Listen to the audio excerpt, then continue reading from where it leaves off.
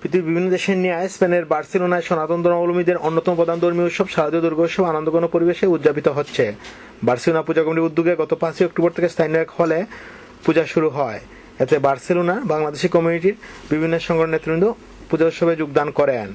এবারে সংগঠনের সাধারণ সম্পাদক বলেন, প্রতি বছরের ন্যায় এবারও আমাদের বার্সেলোনায় পূজা কমিটির পক্ষ থেকে চতুর্থ বর্ষ শারদীয় দুর্গা উৎসব উদযাপিত হচ্ছে।